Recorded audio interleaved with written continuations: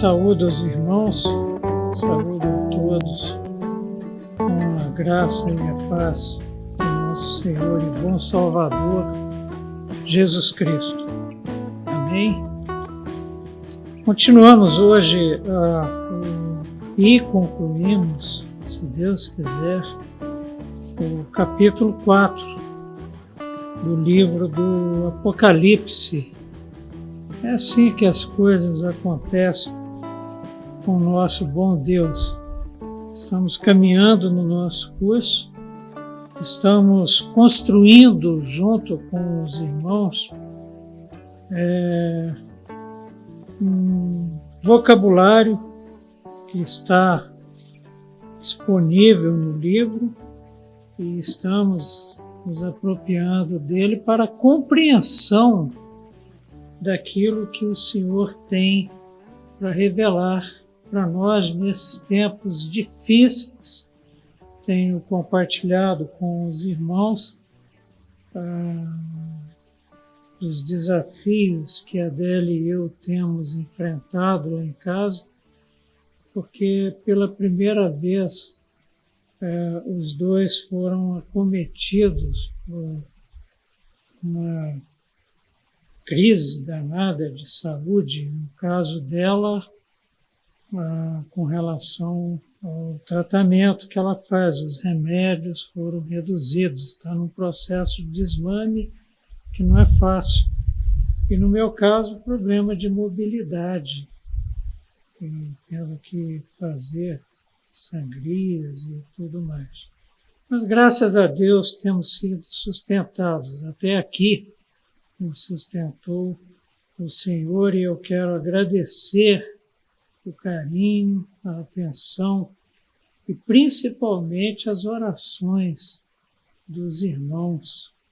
E lembrá-los de que estamos abertos a questionamentos, abertos a dúvidas, a contribuições que, porventura, os irmãos tenham a trazer ao nosso curso. É sempre muito enriquecedor e estimulador. E nós estamos estudando o capítulo 4. O capítulo 4 e o 5 são dois capítulos centrais no livro do Apocalipse. Nós vimos na primeira aula que os temas principais do livro do Apocalipse são a segunda volta de Jesus Cristo e o juízo de Deus.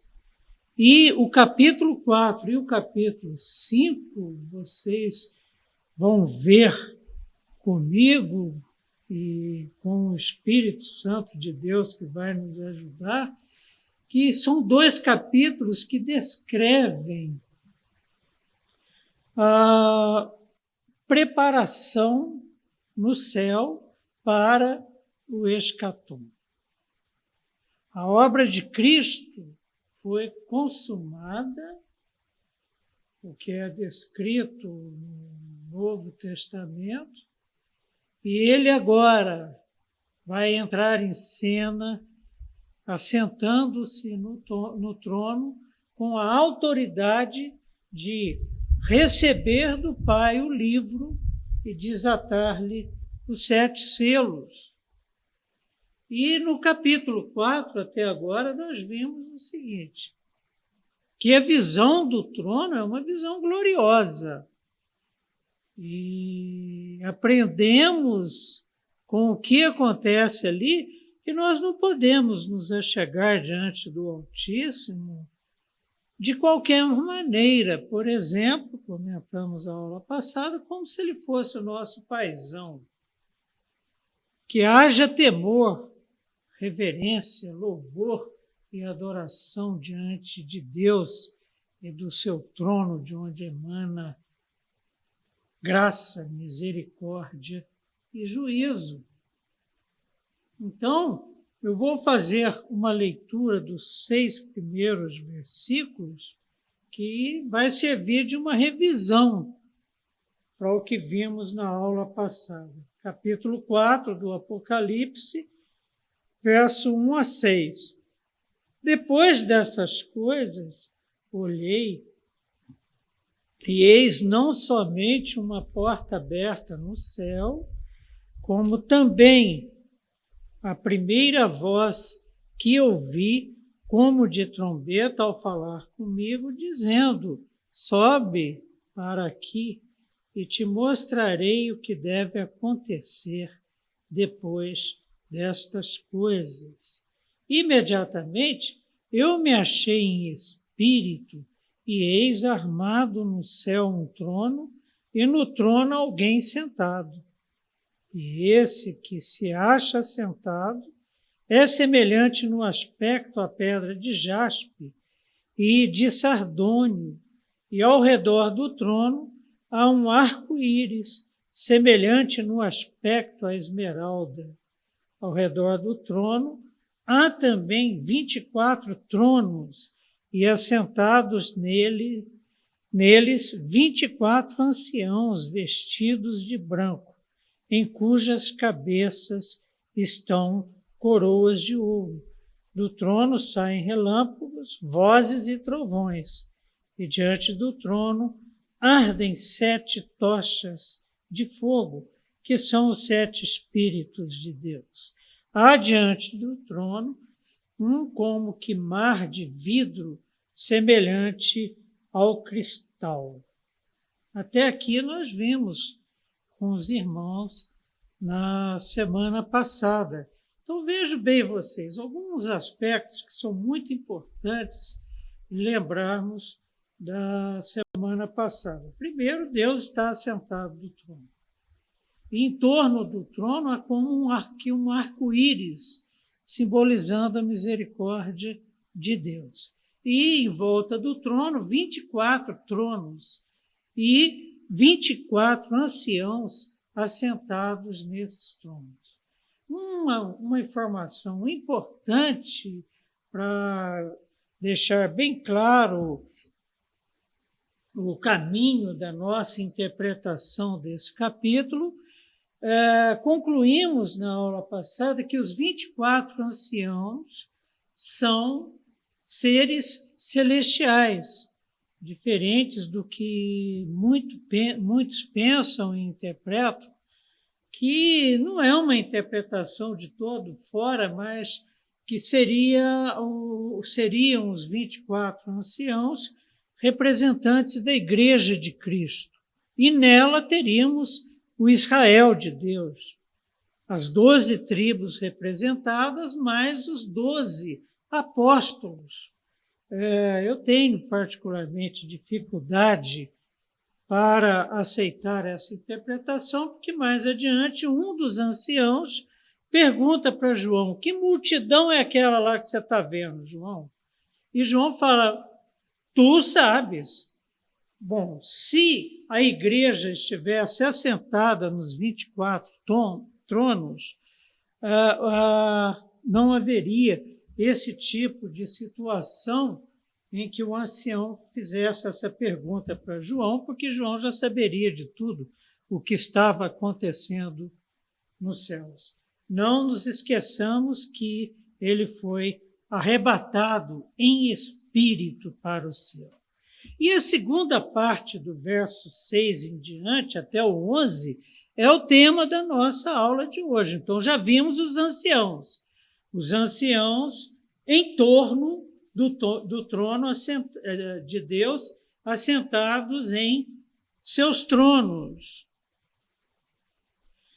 A segunda parte do verso 6 diz assim: e também no meio do trono e à volta do trono, 4 seres viventes, cheios de olhos por diante e por trás. Boa parte da nossa conversa hoje será em torno desses 4 seres viventes. Lembram do quiasmo? Primeiro são apresentados os anciãos, depois os seres viventes. No louvor e adoração, primeiro os seres viventes, depois os anciãos. Uma estratégia de redação de João, mas nesta estratégia, João não define na apresentação dos 24 anciãos a sua posição diante do trono. Que vejam bem, quem está sentado no trono e aquelas 7 tochas são o Pai, assentado no trono, e os 7 espíritos do Espírito Santo de Deus, o que significa a plenitude do Espírito Santo nesses tempos finais que nós estamos vivendo. Então, vejam bem vocês, na realidade, a cena acontece mais ou menos da seguinte forma. É como que se esta organização do trono, descrita por João, formassem círculos concêntricos. No centro, Deus assentado no trono, com toda aquela descrição que João, Ezequiel e Isaías usam para o trono. Mas que círculos são esses? Então, nós vamos ter 5 círculos. Primeiro, o trono, e nele assentado o nosso Deus Altíssimo. Depois vem o arco-íris, representando a misericórdia de Deus, simbolizando a misericórdia de Deus. Em terceiro lugar, em volta do trono, no meio do trono, meio que misturados com o trono, os 4 seres viventes. Depois, diante do trono, as 7 tochas de fogo e o mar de vidro, o Espírito Santo de Deus habitando o santuário celestial. E, em quinto lugar, os 24 anciãos. Percebam que os 24 anciãos não estão tão próximos do nosso Deus quanto que está sentado no trono, o Pai, quanto os 4 seres viventes.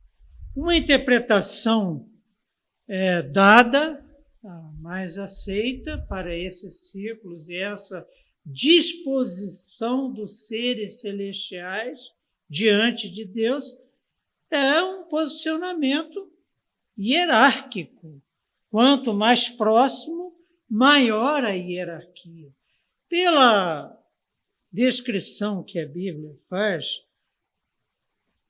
com relação às informações que temos com relação a Satanás e a sua queda, provavelmente ele fizesse parte desta estipe de seres celestiais, serafins, querubins de altíssima hierarquia e proximidade de Deus.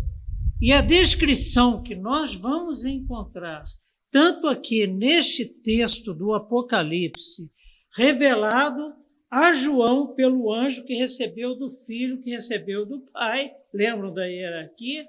Nós temos nestas descrições reveladas pelo Espírito Santo de Deus, o quê? Informações que nos levam a esta conclusão. Então, estes 4 seres viventes, primeiro, eles estão no meio e ao redor do trono, praticamente dentro do trono, no meio e à volta dele. Olha para vocês verem, repetindo a leitura da segunda parte do verso 6. E também no meio do trono e à volta do trono, 4 seres viventes, cheios de olhos por diante e por detrás. Bom, mas Ezequiel também, porque João ateve-se a esses seres celestiais, os 4 seres viventes, que são diferentes dos 24 anciãos. Nossa hipótese, hierarquicamente, inclusive. Em Ezequiel, nós vamos ver como que Ezequiel viu a mesma organização dos céus, do trono de Deus, que João viu, que foi revelado a João na sua segunda visão.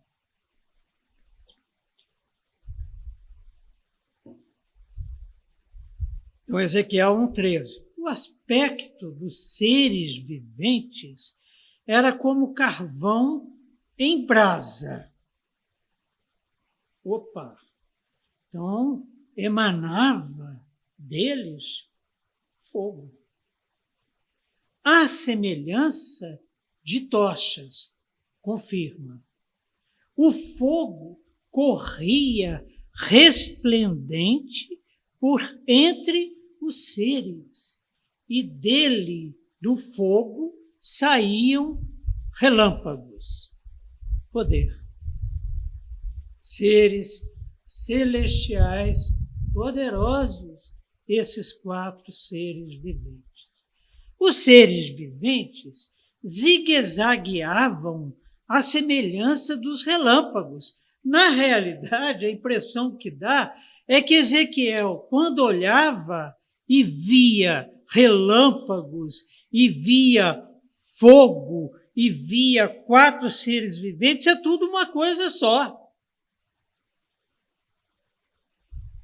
Vi os seres viventes, verso 15 de Ezequiel 1. Vi os seres viventes, e eis que havia uma roda na terra, ao lado de cada um deles. Se eram 4 rodas.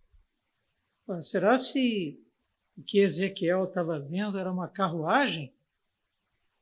16. O aspecto das rodas e sua estrutura eram brilhantes como berilo. Opa, correu lá nas pedras preciosas como João, para comparar. Tinham as 4 a mesma aparência, ou seja, 4 rodas iguais, 4 seres da mesma natureza, cujo aspecto e estrutura eram como se estivera uma roda dentro da outra. Tamanha a comunhão, a intimidade. Andando elas, podiam ir em 4 direções. E quando iam nas 4 direções, não se viravam. 18. As suas cambotas, ou seja, o aro das rodas, eram altas, emitiam medo. Certo? Ezequiel pensou o seguinte: se aquelas rodas vêm para cima de mim, é o seguinte, e não se desculpem, e nas 4 rodas, as mesmas eram cheias de olhos ao redor.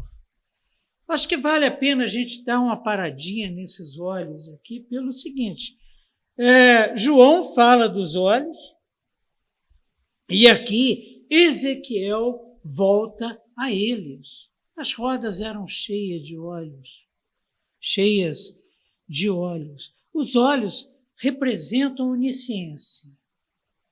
O que a gente pode pensar aqui nesse caso é que, devido à proximidade desses 4 seres viventes com o Altíssimo, Criador de todas as coisas, pela sua palavra, e que sustenta todas as coisas pela sua palavra, e que é onisciente.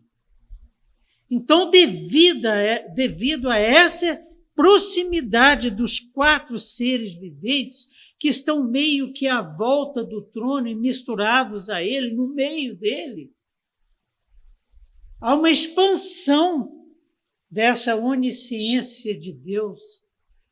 E Deus espera isso de nós também. Vigiai e orai. Tenham a vida de vocês diante de mim. O nosso pecado não permite que tenhamos uma proximidade com o nosso Deus tão grande. Mas os seres viventes estão tão próximos e têm uma comunhão profunda, tão profunda com Deus, que meio que ficam impregnados, como nós. O mandamento bíblico não é que sejamos transformados, que permitamos essa transformação operada em nós pelo Espírito de Santidade de Jesus Cristo, para que alcancemos a estatura de Cristo, para que sejamos conformados à imagem dele, para que tenhamos as características dele. E esses 4 seres viventes, então, têm esses olhos nas rodas, muitos olhos, que representam meio que esta onisciência adquirida, lembrando sempre que são criaturas como nós. Não há paralelo, não há comparação entre a onisciência de Deus e a deles. Mas Deus espera de nós esse nível de discernimento e percepção em nossas vidas que nos é dado por Ele. Então, andando os seres viventes, andavam as rodas ao lado deles, verso 19 de Ezequiel 1. Elevando-se eles, também elas se elevavam, ou seja, essas rodas eram parte dos seres viventes. Para onde o Espírito queria ir, iam, pois o Espírito os impelia, e as rodas se elevavam juntamente com eles, porque nelas havia o Espírito dos seres viventes. A impressão que dá nessa descrição de Ezequiel é que, de repente, estes seres viventes carregam 4 seres viventes, 2 na frente e 2 atrás, carregando o trono de Deus como a uma liteira. Voltaremos a isso. Então, o trono era cheio de olhos, ou seja, o trono de Deus com o Senhor assentado, os 4 seres viventes em volta e misturados ao trono, na sua movimentação, na sua dança ali no santuário celestial, observam tudo o que está acontecendo. A onisciência, e esses olhos seriam então como que representando uma extensão da onisciência divina. Percebam que os textos são extremamente cuidadosos. O Espírito Santo de Deus revela de uma tal forma que não abra espaço para a adoração dos seres celestiais. Para que não haja adoração dos 4 seres viventes, para que não haja adoração dos 24 anciãos e dos demais seres celestiais.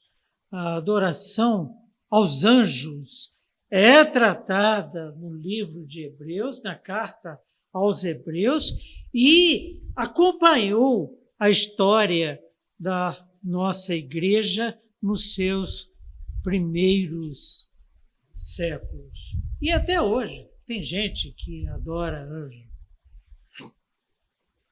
A identificação dessas imagens gera especulação. Que imagens? As descritas no verso 7.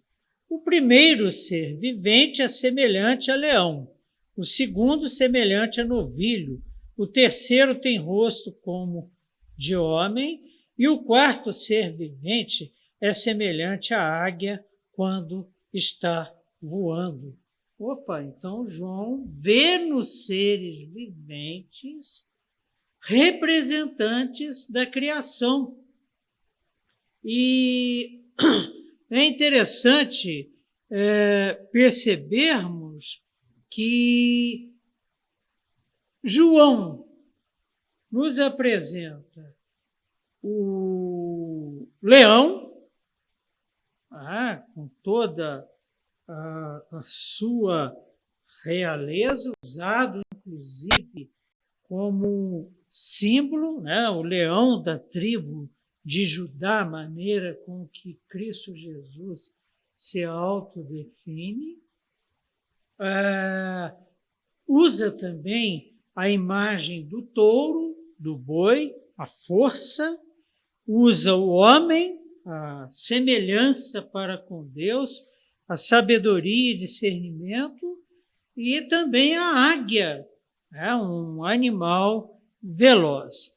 Vamos ver como é que esta descrição aparece, por exemplo, nas descrições de outros profetas. Ezequiel, por exemplo, diz assim, Ezequiel capítulo 1, verso 5. Do meio dessa nuvem saía a semelhança de 4 seres viventes. A nuvem que ele vê, por exemplo, quando ele é arrebatado da Babilônia para o templo do Senhor, cuja aparência era esta: tinham a semelhança de homem. Tanto João quanto Ezequiel estão vendo os mesmos 4 seres viventes.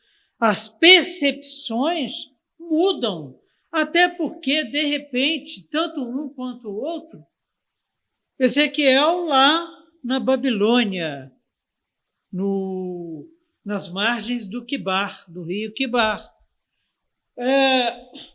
João em Patmos, uma ilha mediterrânea. Então, o que acontece?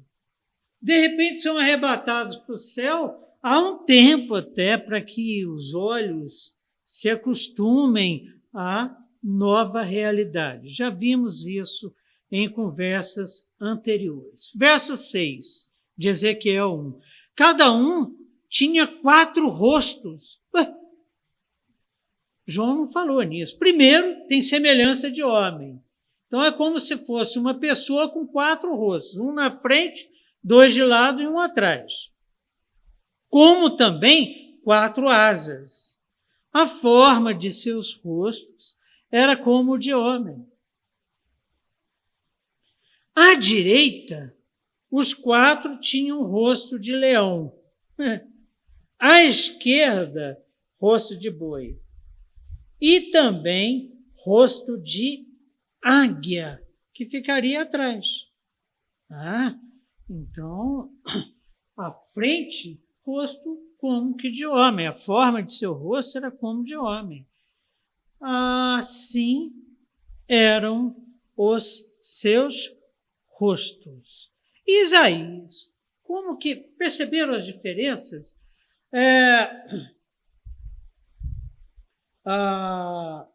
Ezequiel descreve como se a representação da criação nos seres viventes estivesse no rosto. Já João é como se o ser vivente que representa o leão fosse um leão. O que representa o homem fosse um homem. Acima dele estavam, no ano.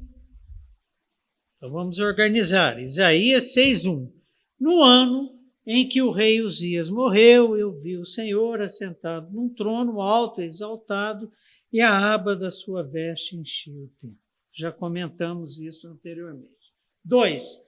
Acima dele estavam serafins.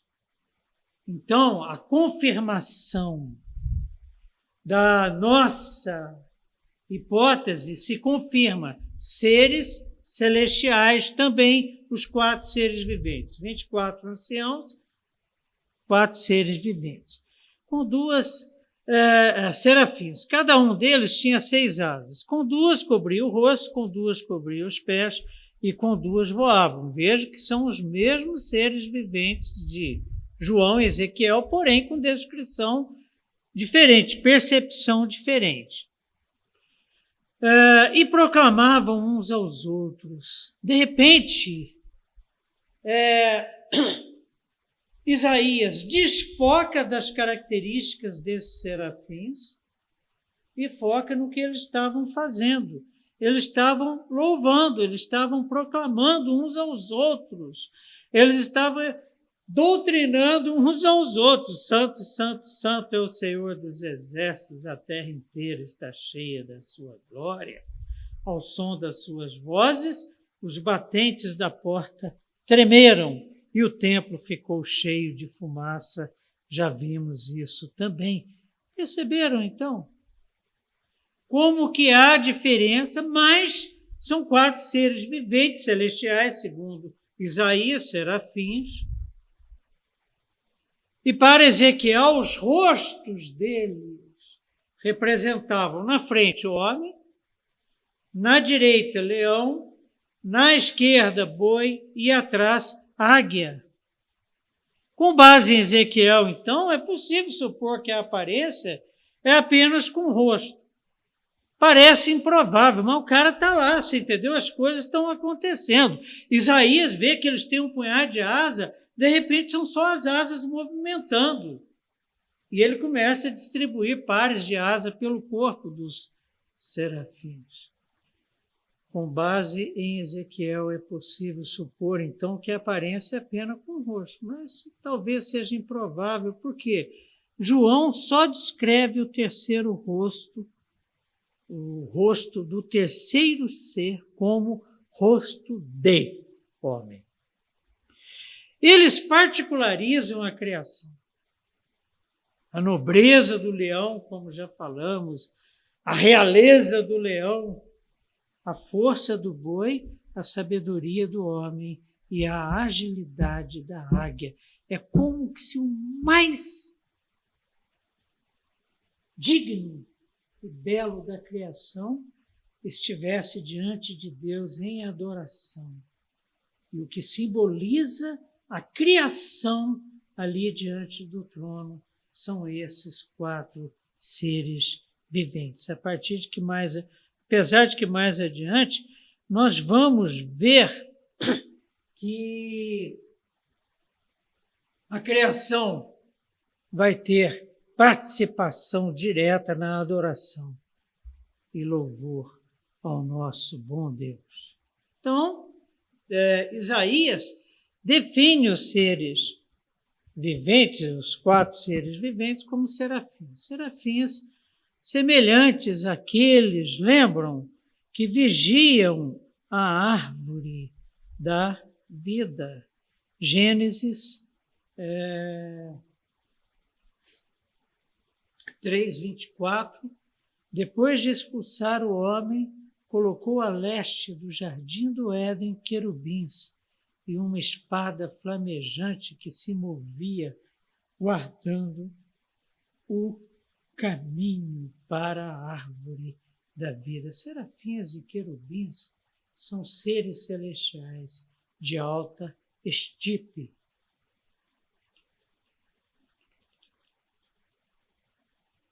Mas aqueles serafins que Isaías, Ezequiel e João veem no céu, eles também eram encontrados na Arca da Aliança. A Arca da Aliança representa o estrado para os pés do Senhor no Santo dos Santos. Com 2 querubins de ouro batido nas extremidades da tampa da arca. Faça um querubim numa extremidade e as orientações para fazer a arca. E o segundo na outra, formando uma só peça com a tampa. Os querubins devem ter suas asas estendidas para cima, cobrindo com elas a tampa. Ficarão de frente um para o outro, com o rosto voltado para a tampa. Isso em Êxodo 1:19-21. A descrição, por exemplo, da arca, e os querubins estão lá.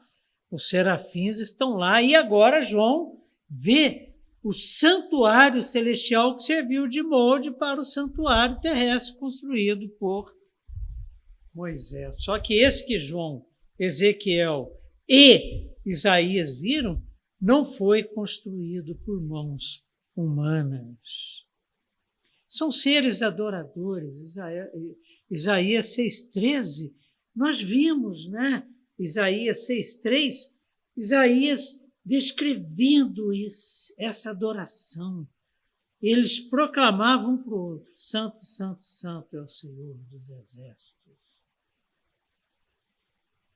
E a gente não pode esquecer, né, desses serafins como trono e carruagem. Todo mundo sabe assim que eu gosto de viajar bastante, de dar asas à imaginação, e a palavra de Deus permite isso e nos ajuda muitas vezes na sua compreensão e também na compreensão, na compreensão da palavra de Deus, né?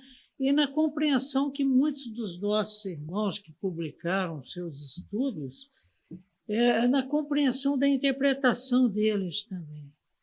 Então, de repente, esses serafins, querubins, os 4 seres viventes são como que servos do Deus Altíssimo, de altíssima hierarquia, que carregam o trono.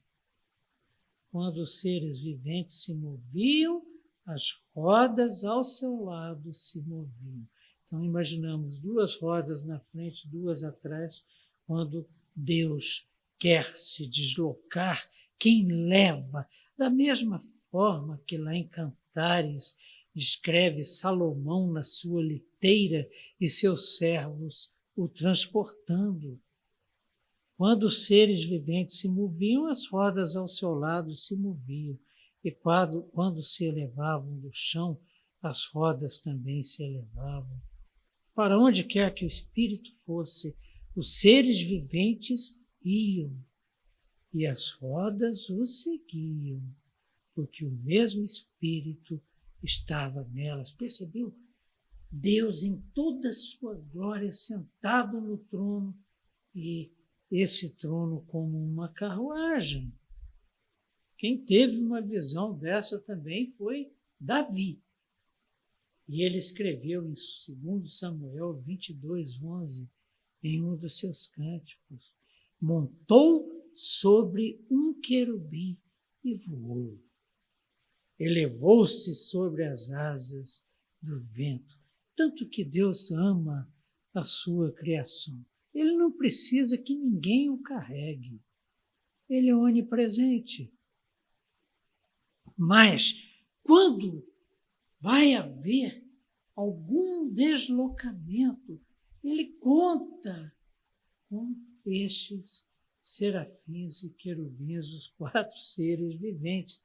No Salmo, Davi retoma o tema, é uma visão que ele teve e uma visão que ele achou assim espetacular e transformou em linguagem poética sua descrição. Salmo 18:10, montou um querubim e voou, deslizando sobre as asas do vento. Que coisa maravilhosa, que privilégio ter uma visão dessa e que privilégio podermos compreender o que está acontecendo. Os serafins é interessante, né? Eles, por exemplo, eles são como que sentinelas do trono, né? Há uma simbologia importante disso, mas guardas do trono, cuidadores do trono. Isso no templo de Deus sempre existiu, lá em Jerusalém. Na nossa igreja isso acontece. Irmãos, que durante o processo da adoração, durante o culto, durante o louvor, nós temos irmãos que estão cuidando para que a gente aqui esteja seguro, para que as coisas que estão acontecendo na casa de Deus aconteçam com normalidade. Então vi um cordeiro de Deus, que tira o pecado do mundo, Apocalipse 5:6, que parecia ter estado morto de pé, no centro do trono, cercado pelos 4 seres viventes e pelos anciãos. Ele tinha 7 chifres e 7 olhos. Aí a descrição continua. Apocalipse 7:11. Todos os anjos estavam em pé ao redor do trono, dos anciãos e dos 4 seres viventes. Eles se prostraram com o rosto em terra diante do trono e adoraram a Deus, mas como que cuidadores, como que adoradores, como que servos de Deus que prestam serviços a Deus diante do trono, esses 4 seres viventes, e lá no céu os demais anjos. E aqui na nossa igreja nós temos, eu sempre me lembro quando penso nisso, do Mauro, ali na porta, dos nossos irmãos diáconos. Às vezes a gente está chegando, está chovendo, eles vão com guarda-chuva para nos abrigar. E estes serafins, então, esses querubins, esses 4 seres viventes, como que guardas do trono, como que guardas do santuário celestial, junto com os demais seres celestiais. Mas eles são também, gente, agente de juízo. Então, olha só, eles estão ali em torno do trono, no meio do trono, como que se fossem servos que transportam o trono, que guardam o trono, mas também servem ao Senhor como agentes do juízo. Quer ver só? Estamos quase chegando lá. Apocalipse 6:1. O Cordeiro de Deus que tira o pecado do mundo, o único digno de pegar o livro das mãos do Altíssimo, Jesus Cristo, que morreu na cruz do Calvário e conquistou a autoridade para isso. Observei quando o Cordeiro abriu o primeiro dos 7 selos. Então ouvi um dos seres viventes dizer com voz de trovão: venha! Uma autoridade. Perceberam? O Cordeiro, nós vamos ver, vai estar lá assentado à direita do Pai. E quem é que vai para chamar o primeiro dos 4 cavaleiros do Apocalipse? O primeiro ser vivente. Verso 3. Quem é que chama o segundo, quando é aberto o segundo selo? O segundo ser vivente. Venha! Verso 5. Quem é que chama o terceiro cavaleiro, que nós vamos estudar aqui nas próximas aulas, quando Jesus Cristo abre o terceiro selo? O terceiro ser vivente. Venha! E no verso 6. Então ouvi o que parecia uma voz entre os 4 seres viventes, dizendo: 1 quilo de trigo por 1 denário e 3 quilos de cevada por 1 denário, e não danifique o azeite e o vinho. 7. Quando o Cordeiro abriu o 4º selo, ouvi a voz do 4º ser vivente dizer: venha! E o 4º cavaleiro saiu. E esses cavaleiros do Apocalipse são os executores do juízo. A guerra, a morte, a fome, a doença, a peste, como a Covid-19, trazida por esses agentes. Mas os serafins, os querubins, são também agentes de juízo. É provável que eles sejam também os líderes da corte celestial. Com certeza representam seres celestiais mais elevados, anjos e querubins. Não se esqueçam do seguinte: escolado do jeito que João era, testemunhou a transfiguração de Jesus Cristo, a ressurreição de Jesus Cristo, sua ascensão, diante de um serafim, de um querubim desse, João se prostrou legal. E o que ele disse para João? Levanta, meu irmão, porque eu sou conservo teu. Sou tão servo do Altíssimo como você. Então, honra, glória, poder aqui, só para o Cordeiro, para aquele que está assentado no trono. Perceberam o que nós estamos tratando aqui? E a Bíblia deixa isso muito claro. E o interessante é a postura do ser celestial diante de João, que estava prostrado. Olha, somos tão criaturas, sou tão criatura quanto você. Então levanta e adora a quem de direito. Mas vão além deles na participação da justiça divina. Embora transcendam a natureza dos seres celestiais, representam a criação. O que os 4 seres viventes estão lá representando? A criação. O leão, o boi, a águia, o homem. 8. Eu acho um pouco cedo ainda nessa descrição aqui para a nossa participação.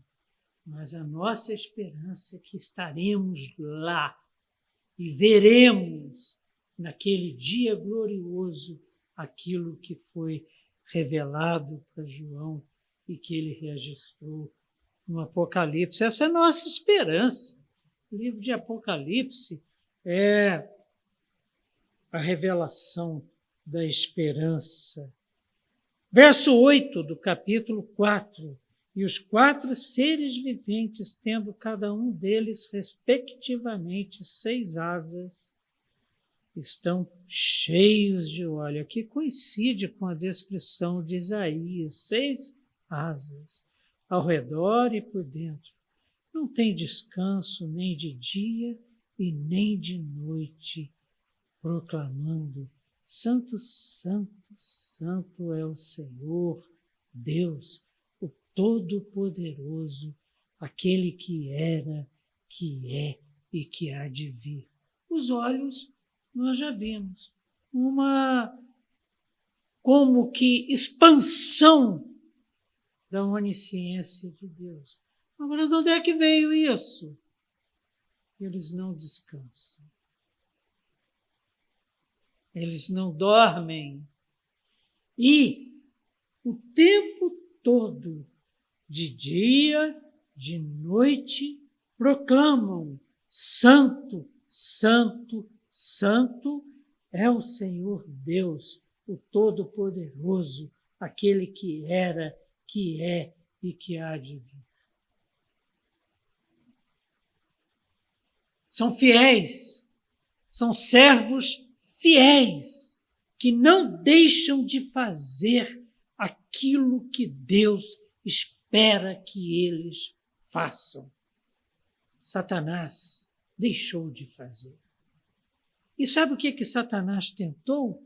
Usurpar do trono de Deus, aproveitar da proximidade que serafins, que querubins têm do Altíssimo, para passar uma rasteira no Senhor.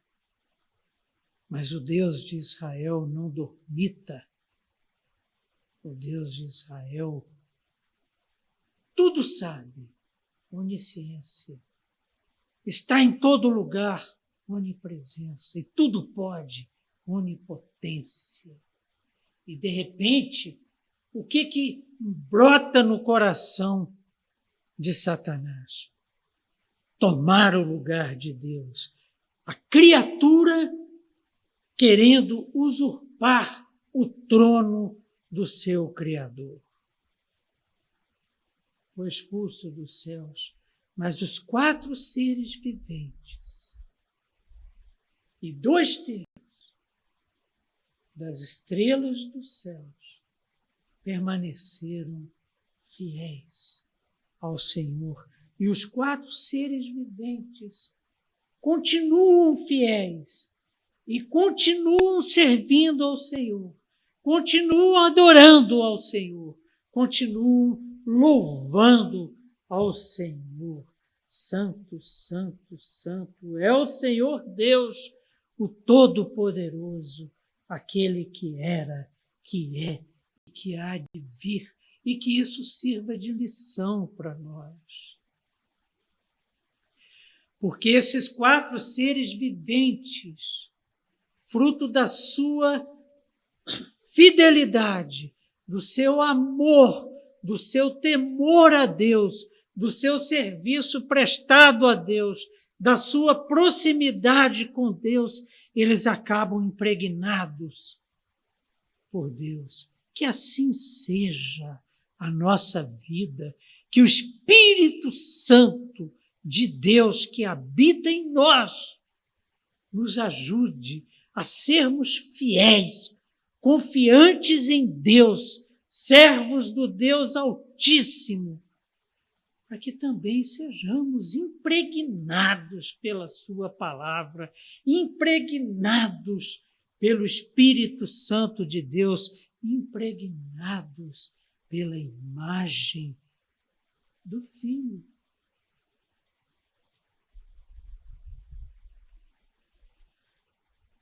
Sua santidade excessivamente grande é enfatizada. Santidade quem? Deus, santo, santo. E conduz à onipotência.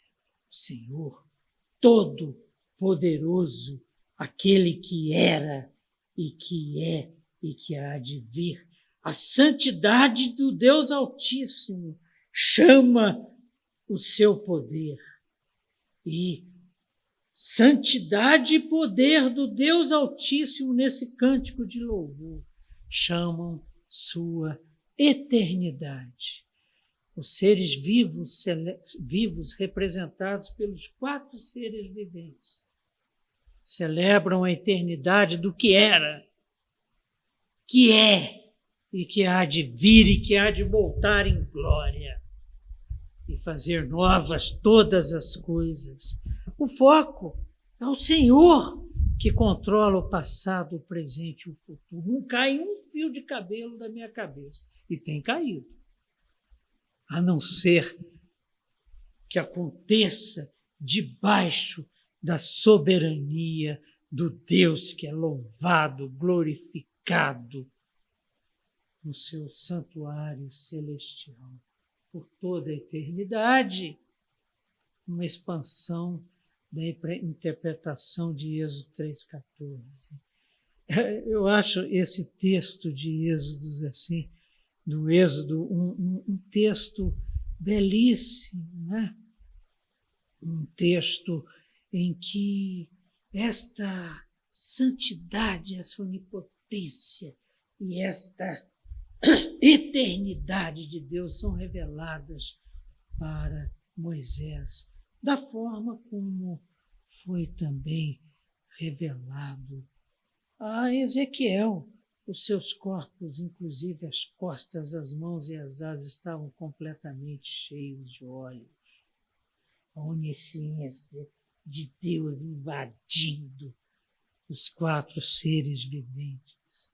Sua santidade, Isaías ouve os 4 seres viventes cantando, como também João. Santo, santo, santo é o Senhor dos exércitos. A terra inteira está cheia da sua glória. Não adianta. A glória de Deus suplanta o pecado e as sequelas que ele traz. Os atributos, a sua onisciência e onipotência. 4:11. Porque criaste todas as coisas e por tua vontade elas existem e foram criadas. Aí, de repente, lá no deserto, Moisés diante da sarça ardente.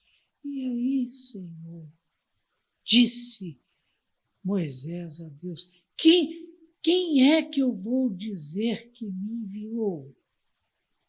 Disse Deus a Moisés, eu sou o que sou. É isto que você dirá aos israelitas. Eu sou aquele que era, que é e que há de vir. Eu sou o Deus eterno. Diga a eles que fui eu quem enviou você a eles. Apocalipse 4:9. Todas as vezes que os seres viventes dão glória, honra e graça àquele que está sentado no trono e que vive para todo sempre. O que acontece? Verso 10. Os 24 anciãos se prostram diante daquele que está sentado diante do trono e adoram aquele que vive para todo o sempre. Olha, o que nós vamos viver no céu, gente, é coisa eterna.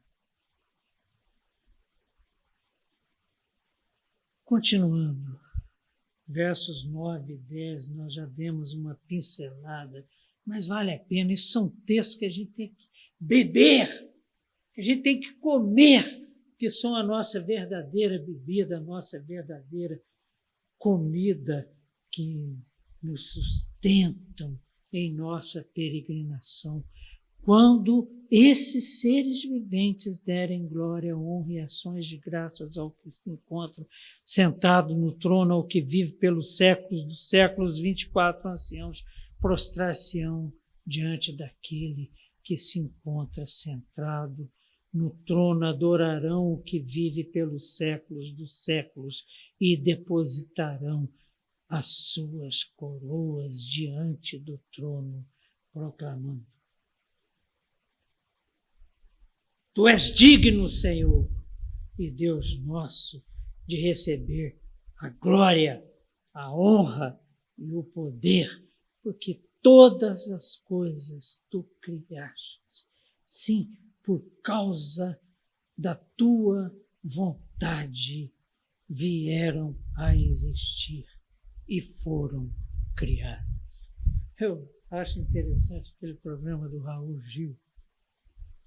E o Raul Gil, de vez em quando eu gosto de sair passeando pelos canais, e estava lá o Raul Gil no seu programa e foi fazer a apresentação de uma banda gospel. E aí lá vai Raul Gil, totalmente desarticulado na linguagem desse ambiente gospel, que se tornou uma indústria poderosa no mercado mundial. E vai lá o Raul Gil apresentar a banda. E agora com vocês os maiores ídolos da música gospel. Não tem nada a ver com o que acabamos de ler. Os serafins, querubins, os 4 seres viventes, os 24 anciãos diante do trono. E interessante lá que os caras realmente, a hora que eles entraram, todo mundo... E o cara lá com o microfone, tem um negócio de ficar batendo assim, né? E a galera... Falei, cara, nada a ver com o que está acontecendo aqui. De quem é a glória? De quem é a honra? De quem é o poder? É daquele que pela sua santa vontade, pela sua santa palavra poderosa, criou todas as coisas e sustenta todas as coisas pela sua palavra poderosa e que vive para todo sempre. Amém. E o que acontece? Quando os 4 seres viventes, vamos voltar aqui, que isso aqui é muito importante. Quando esses seres viventes derem glória, honra e ações de graças ao que se encontra sentado no trono, ao que vive pelos séculos dos séculos, os 24 anciãos se prostram em adoração. Se prostram e fazem o quê? Se desarmam de toda a glória, de toda a honra, de todo o poder que lhes foram outorgados por Deus, representados, simbolizados pela coroa de ouro que tinha na cabeça. Eles se prostram, tiram suas coroas e colocam aos pés daquele que está assentado no trono. E esse cântico de louvor oferece o clímax para toda a cena. Concentra-se na dignidade de Deus, na sua obra criadora e sustentadora. Tu és digno. Aclamação que, inclusive, era reivindicada por um maluco, um César, um imperador romano maluco chamado Domiciano. Maluco pelo poder. Sabe o que ele reivindicava para si, em vida? Entrando em rota de colisão com os princípios romanos, em vida, ele reivindicava para si o título de Dominus et Deus Noster, o nosso Deus, Domiciano, o nosso Deus Altíssimo. Isso em vida. E quem não se prostrava diante dele, quem nos seus templos não queimava incenso e declarava isso, era perseguido. Era o caso da perseguição de Roma à igreja. A perseguição de Roma a João, a perseguição de Domiciano a João, é uma perseguição. Por quê? Porque o que João declara? O que está sendo declarado aqui no que João escreveu?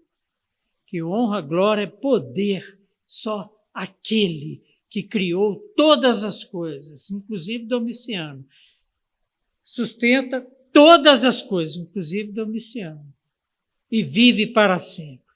O Altíssimo, o nosso Deus, o nosso amado Deus eterno. A vontade de Deus, Deus criou pela sua vontade. Uma vontade carregada de amor, mas também carregada de poder. Haja! E houve. E é pela vontade de Deus, porque Ele quer que o mundo é sustentado. Estes são aspectos, queridos, preparatórios para o fato de que este mundo será consumado e destruído no tempo soberano de Deus. Você tem medo disso? Então você precisa fazer uma revisão na sua vida e ver de quem você realmente é filho. Agora, haverá o juízo. No escatom, teremos a volta gloriosa de Jesus Cristo, mas também o juízo de Deus será derramado. Pedro escreveu sobre isso para uma igreja pecadora, para uma igreja perseguida, para uma igreja amedrontada, para uma igreja que cria, porque muitos daqueles irmãos foram martirizados, na segunda carta de Pedro, capítulo 3, verso 7, ele escreveu: pela mesma palavra, os céus e a terra que agora existem estão reservados pelo fogo. Desde os profetas, Isaías profetiza isso, guardados para o dia do juízo e para a destruição dos ímpios. E uma coisa impressionante, meus irmãos, no livro do Apocalipse, é como que o amor, a graça, a misericórdia de Deus e a fidelidade à sua palavra são grandes. E a perseverança de Deus é enorme. Não se esqueçam disto, amados. Isso é esperança para a nossa vida. Para o Senhor, um dia é como 1000 anos e 1000 anos como um dia. Está demorando. O Senhor não demora em cumprir a sua promessa. E em Cristo Jesus, todas as boas promessas de Deus são sim. O Senhor não demora em cumprir a sua promessa, como julgam alguns. Pelo contrário, Ele é paciente com vocês, não querendo que ninguém pereça. Enquanto tiver um escolhido, que não foi salvo ainda, Jesus não volta. Mas que todos cheguem ao arrependimento. Isso é a vontade de Deus.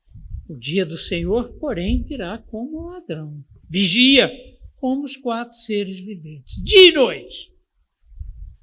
A vida diante de Deus. Chega que são cheios de olhos. Os céus desaparecerão com um grande estrondo. Os elementos serão desfeitos pelo calor. E a terra e tudo o que nela há será desnudada. Sabe o que está acontecendo no capítulo 4, vai concluir no 5º? A preparação para esse escatão. A volta gloriosa de Jesus Cristo, que virá para nos buscar. E reinaremos em glória com Ele. E julgaremos com Ele as nações. É o que nós vimos lá nas cartas. Lembram? E para os ímpios que não se arrependeram, e que tiveram todas as oportunidades para isso, nós vamos ver daqui até o final do livro. Para eles o juízo. E tudo o que nela há será desnudado. A terra e tudo o que há nela vai ser desnudado, consumido pelo fogo purificador. E Deus criará novos céus e nova terra, e enxugará dos olhos toda lágrima. Concluindo, irmãos, o André já me deu ali uns 4 avisos. Essa é uma das passagens mais esplêndidas da Bíblia. Eu me sinto como um privilegiado de passar tantas horas debruçado sobre esse texto. E a semana que vem a gente começa o 5º capítulo, aí que o bicho pega mesmo. O capítulo lança o fundamento, junto com o 5º, o fundamento da vida de adoração. É assim que Deus quer que a gente viva. Deus espera de nós o que nos é revelado e testemunhado pelos 4 seres viventes e pelos 24 anciãos. O Deus Trino, e por todos os seres celestiais que estão nos céus e aparecem. Neste capítulo, o Deus Trino está assentado no seu trono. E a partir dele formam-se círculos concêntricos que dão ordem à adoração. Os serafins, os querubins e demais seres celestiais testemunham como adorá-lo. Para começo de conversa, é prostrado e com nossas coroas colocadas aos pés do Altíssimo em reconhecimento que toda honra, glória, poder e justiça só pertencem a Ele. Há um contraste nessa cena. Nós vimos isso com César e o anticristo. Satanás sempre correndo atrás com seus seguidores, desvirtuando, fazendo cópias mal acabadas dessa glória que só pertence a Deus. São poderosos desse mundo, que requerem para si o louvor que só a Deus é devido. E muitos caem nessa armadilha e às vezes transformam o púlpito em local de adoração do próprio umbigo. Ao longo da igreja, ao longo da história, da Igreja de Cristo, muitos morreram, martirizados, por se negarem a prestar culto a qualquer pessoa ou coisa, estátua, seja lá o que for, riqueza, César, e por aí vai. Morreram por se negarem a prestar culto a qualquer pessoa ou coisa que não o Senhor dos Exércitos.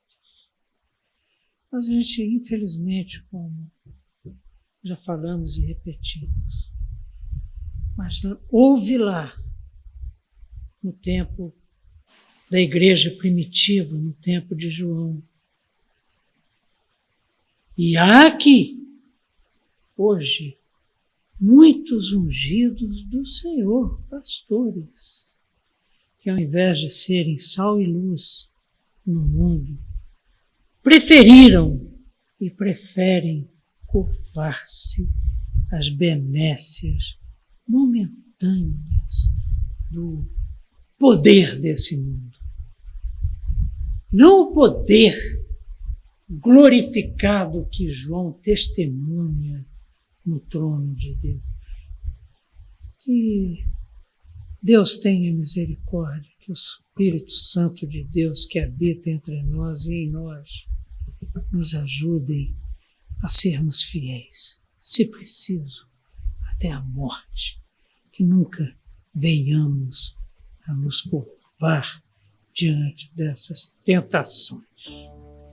Vamos orar, irmãos. Senhor nosso Deus, nosso coração está cheio de gratidão, de alegria, de esperança, de paz. Porque o Senhor é um Deus glorioso, poderoso, Criador e sustentador de todas as coisas, mas que se curva para prestar atenção à nossa vida tão pequena de vermezinhos de Jacó, para nos revelar verdades tão grandiosas, tão preciosas, carregadas de tanta glória, esperança, poder, amor, graça e misericórdia. Teu trono de glória, Senhor, é rodeado por um arco-íris, cujas cores emanam de ti e simbolizam a tua imensa misericórdia que nos sustenta, que nos perdoa, que nos guarda, que nos traz para o caminho. Mas do teu trono glorioso também, Senhor, emanam trovões, raios e juízo santo. Juízo teu, juízo diante do qual não haverá apelação, juízo diante do qual todo joelho se dobrará. O Senhor é justo. Muito obrigado, Senhor, pelo privilégio de participar de uma história, de participar de um plano tão perfeito quanto o teu. Obrigado, Senhor, por tudo o que aconteceu para que fosse possível essa gravação e o compartilhar com os irmãos daquilo que o Senhor tem falado no nosso coração. Obrigado pela vida do pastor André, pela sua disposição, disponibilidade e paciência demonstrados em humildade e santidade diante de Ti e de nós, semanalmente, para que esse curso se torne realidade na nossa vida, na vida da nossa querida igreja, na vida dos nossos queridos irmãos e irmãs. Te oramos em nome de Jesus. Amém. Amém. Isso aí, queridos. Até a semana que vem, se Deus quiser. Abração, beijão. Até lá.